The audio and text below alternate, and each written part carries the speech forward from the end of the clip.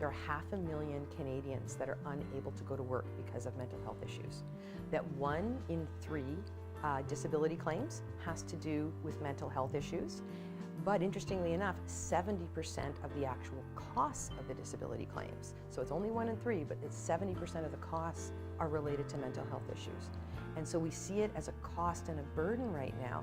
But the thing is that actually these are assets that we're leaving on the table, and we're seeing them incorrectly as liabilities.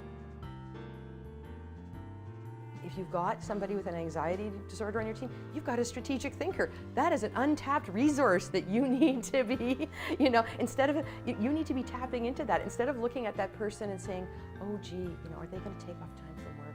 Oh gee, are they not going to be able to deliver? Look at it as, how do I support them? Because now I've got that person that, whether they're really conscious of it or not, are naturally going to do some troubleshooting for me. Why wouldn't you want to do that? Why wouldn't you want to have that troubleshooter built right into your team and support them and get the best out of them that way?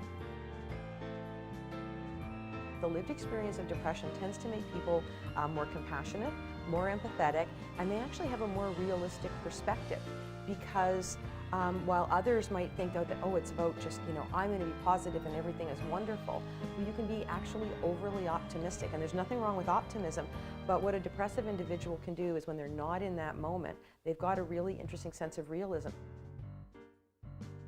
Most of the things that are good for people that have some kind of lived experience also actually benefit everybody else in the office. So in other words, if you can address somebody with an anxiety disorder, then you're taking the stress levels down across the board. If you can deal with folks and integrate folks onto your team that may have a depressive condition, well, you're also basically lifting the mood of everyone there. You're taking the stress levels down. So what's good for those of us with lived experience tends to be good for everyone else.